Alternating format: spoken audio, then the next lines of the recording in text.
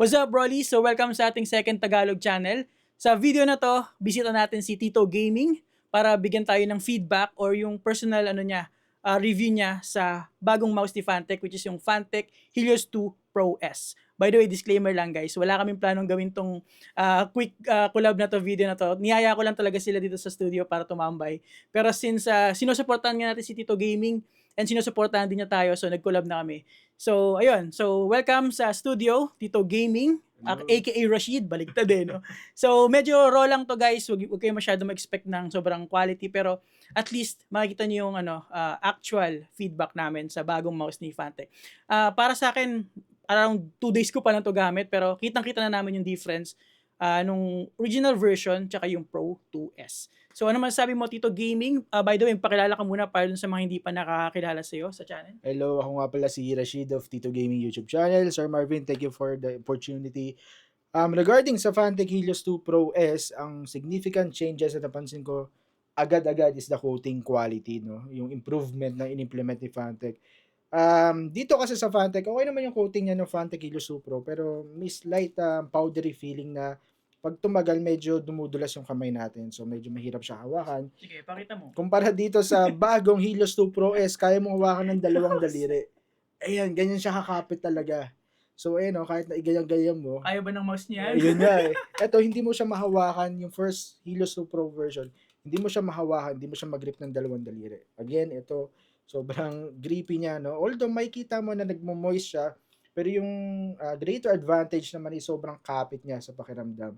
So, kahit na hindi mo nilagyan to ng grip tapes, baliwala yung grip tapes out of the box, sobrang ganda ng quality. Buti natutuwa ng Fantech Kasi ako, actually, okay na yung coating na itong first Helios 2 Pro version, hindi mo kailangang i-improve pa nila yung coating quality talaga. Medyo So, underrated nga yung pag-upgrade ng coating kasi iba, hindi masyadong binibigyan ng pansin. Kaya lang kasi, user feedback yon sa pagkakaalam ko, user feedback yung coating niya. So, in-improve ni Fantech yung coating na medyo mas grippy pa siya. Talagang mapapansin mo siya.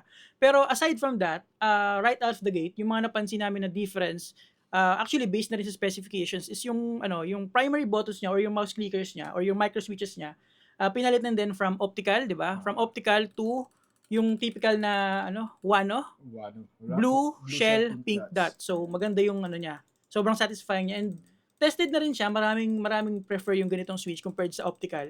Kasi yung optical parang minsan may parang pagka-crunchy yung niya, yung feel niya. Hindi siya solid yung pagka-tactile niya eh. So yun yung isa sa difference. Although ang greater advantage naman ng optical switches kasi yung lesser yung chance talaga mag-double clicking over time. Longevity. Tsaka yung lower response time. Pero in the real world kasi hindi mo na mapapansin yung minor na difference in terms of numbers. Sobrang minor na lang na talaga ng kaya nag-decide si Fantech siguro yung team nila para i-satisfy talaga yung end user talaga. Kaya sila nag-switch back User feedback talaga sa mechanical switches, which is mas gumanda talaga, mas ramdam mo yung improvement. Kumbaga kasi connected yung body sa lahat-lahat sa clickers mismo. So mas ma-appreciate mo yan, mas satisfying talaga yung pag-implement nila going back to mechanical switches, which is plus para sa akin, no.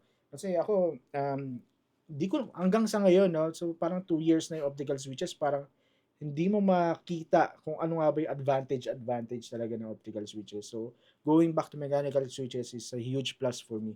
Parang mas satisfying talaga in-game. So, yung isa pa sa in-upgrade nila is dun sa previous version, yung Helios 2 Pro, 4K Hz lang, di ba? Yes, Yung sir, niya. sir. Tapos kailangan mo pang bumili ng separate dongle. Wait lang, pakita ko. So, dito, So, kailangan mo pang bumili ng separate 4K dongle. Pero dito sa bago, kasama na siya. Included na siya out of the box. So, medyo may onting adjustment sa pricing, no? Pero it's a good, na rin, kasi up to 8,000 Hz polling rate 8,000. itong bagong Helios 2 Pro S. So, parang isa ito sa pinaka-importanting release ni Fantech. Yun kasi din yung bagong meta ngayon, di ba? Yung pagsabay nila sa high polling rate competition. So, nice. So, bago pala ang lahat, para sa kaalaman nyo, bibigay ko lang sa inyo yung parang key specifications ng Fantech Helios 2 Pro S. So, again, yung switch niya, pinalitan na nila ng Wano, blue shell pink dot, tapos 8K polling rate, kasama rin yung dongle, hindi mo na kailangan bilhin separately. So, may kasamang grip tape, kung sakaling hindi mo patrip yung improved coating, may grip tape din kasama. up to 60 hours battery life, tapos 55 grams ultra lightweight design. Pero sa pag-testing ko, around 56.9 siya.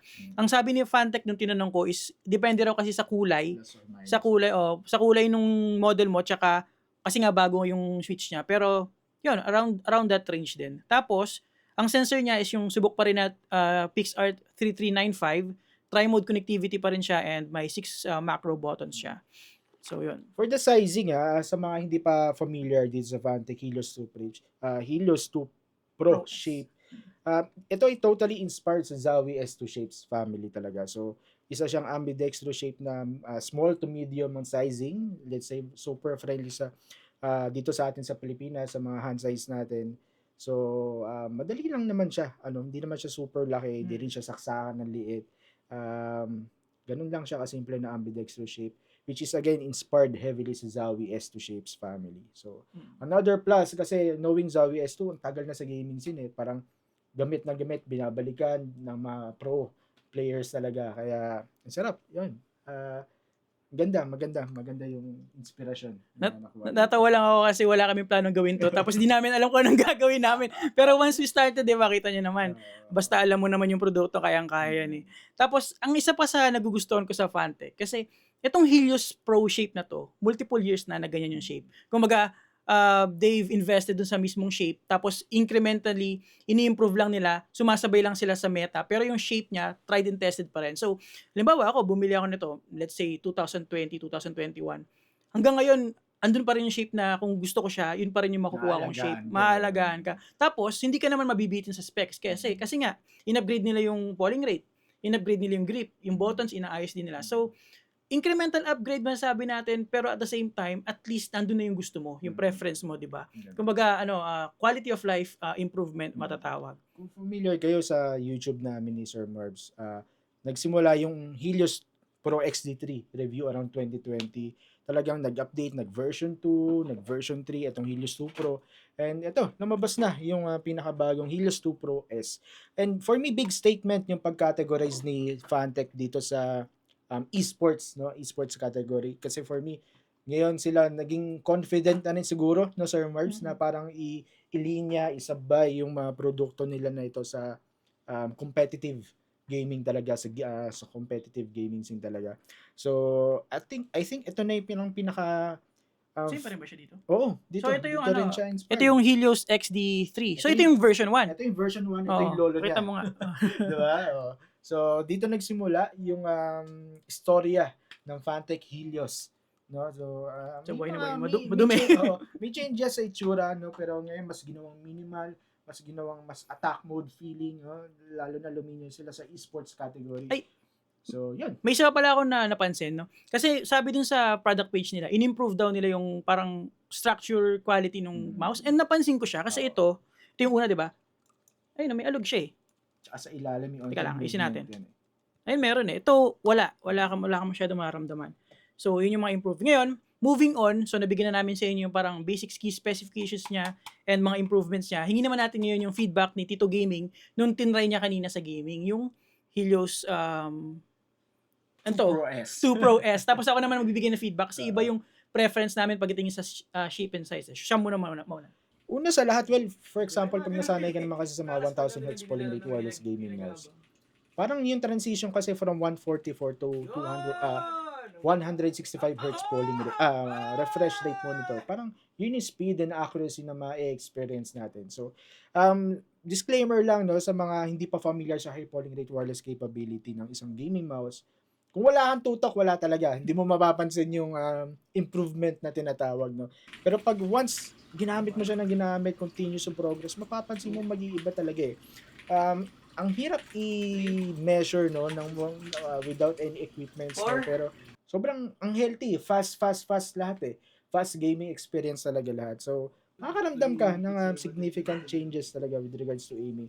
So nanggaling kasi kami sa 1,000, lahat naman tayo, may iba pumalo ng 4K, and very stable naman yung experience ko. Wala akong na-encounter na hiccups or instability or any other issues. Actually, napatagal nga kami dito sa studio ni Sir Marbs kasi yung sarap niya gamitin. So, hopefully, ganun din yung matry, ma-experience ninyo na How about sa shape and size? sa shape Kumusta and naman size, Actually, kagaya ng kung familiar kayo sa channel din, lagi ko naman sinasabi wala namang problema sa sizing and shape nitong Helios 2 Pro since before kasi nga maganda yung inspirasyon na pinagkunad. And friendly sa kamay natin mga Pilipino, no, enough yung back hump support. Hindi rin siya sobrang tambok, hindi rin siya sobrang nakalikod masyado, no. So very natural kind of shape na ang sarap hawakan. So ako kasi relax claw gripping yung grip style ko, and wala, sarap lang gamitin, nakakasundo mo talaga sa any kind of game style or intense man yung laro or kalmahan man. Masarap gamitin. Yun lang naman ang mas ano sa Helios 2 Pro. Leo, nakakaaliw, no? Walang plano pero ang haba ng mga sinasabi. Kasi Leo, kasama namin, kaibigan namin, kalaro namin sa Valorant yan. So, ako naman, ang feedback ko naman sa Fantic Helios 2 Pro S, pagdating sa shape, alam niyo naman, kilala niyo naman ako, hindi ko trip yung malaking size, no? Kasi maliit lang yung kamay ko, tsaka mataba. Pero, masasabi ko, siguro after mga 10 deathmatch, medyo nagamay ko na rin siya. Ang problema ko sa mga malalaking shape, lalo na pag yung bump medyo malaki sa likod, yung ano kasi ako, yung wrist yung pang aim ko, yung mga micro adjustment na, halimbawa, konting-konting galaw lang, nahihirapan ako pag tumatama yung mouse sa palm ko. So, medyo nahihirapan ako sa kanya. Pero, once na nagamay ko na, okay naman, nakakapag-adjust naman ako. Hindi lang siya sa parang seamless transition. Pero, pwede. Hindi kagaya ng iba na mouse na talagang hindi ko talaga kaya. Example doon, maging honest ako, yung Harp Ace, hindi ko kaya yun kasi masyadong malaki sakit, mahaba. Pero ito, kahit papano, nakakapag-adjust naman ako. Sa ROG, ang gusto ko yung Keris 2 Ace kasi although mataba siya, maliit lang siya, so pwede ko pa rin siyang hawakan. Tapos, in terms of sa polling rate, okay naman na nararamdaman ko naman yung difference kasi mararamdaman mo siya parang uy, tumama yun, parang ganun. Kasi bigla minsan yung responsiveness niya, mapapansin mo talaga na parang mare-rely mo yung, magkakaroon ka ng confidence ba na wala kang problemahin sa performance. So, skill issue na lang.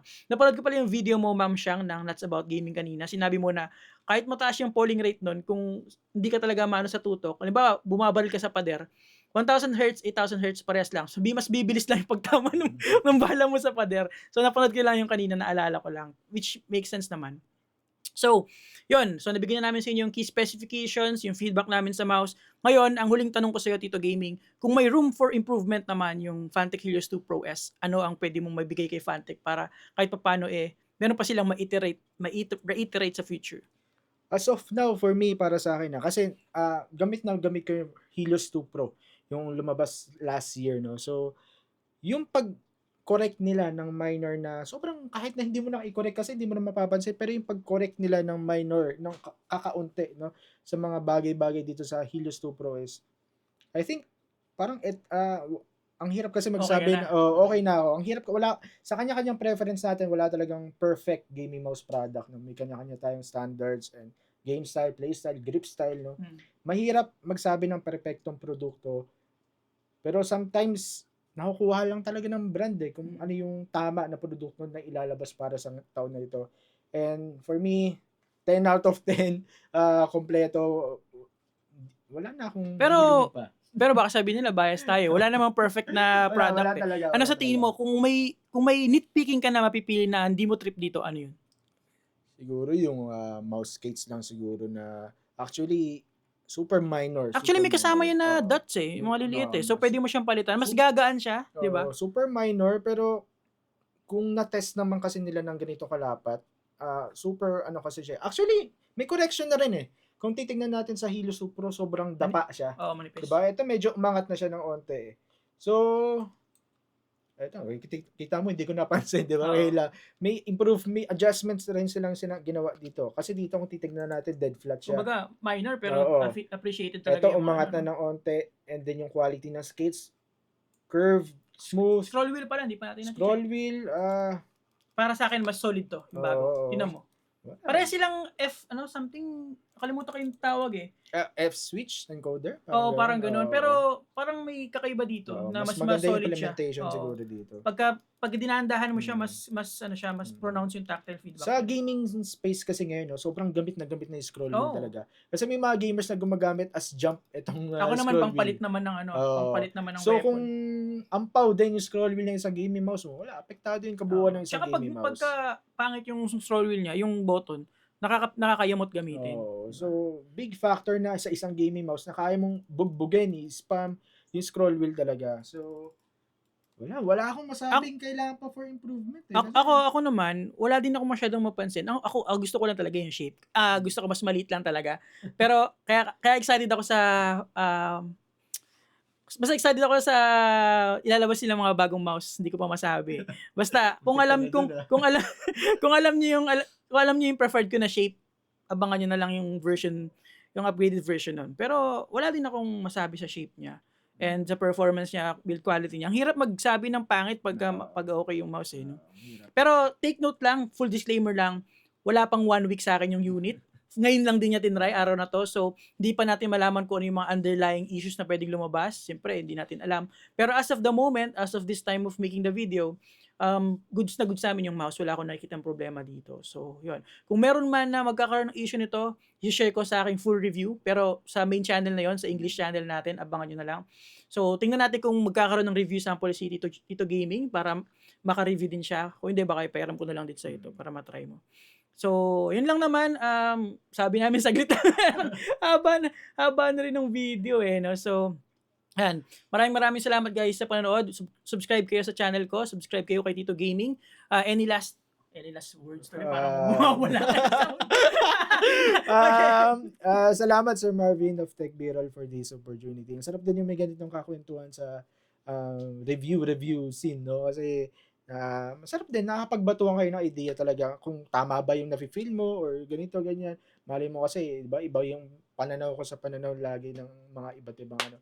So, ang sarap din na may ganitong kakwentuhan with regards to technologies, no, gaming peripherals. So, congrats sa Fantech for this gaming mouse release and nakakatuwa and saludo ko sa improvement na or sa sincerity ninyo no sa mga gaming peripherals ninyo. Sarap gamitin. Shit.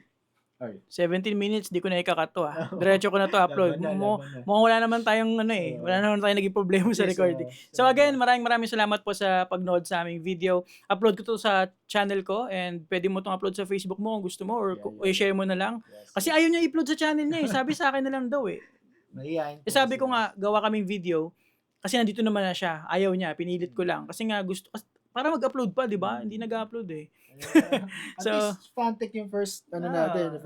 More collabs pa. And sa mga content creators dyan na gusto makipag-collab sa akin, sabihin nyo lang, 1,000 pesos lang dito sa... Joke lang, wala. Kita-kits guys ha. Maraming salamat sa panood. Thank you. Happy gaming. Ikaw na magpitik. Ano? Pitik lang. Yan. Podcast. Naging podcast yung ano. Oo nga eh.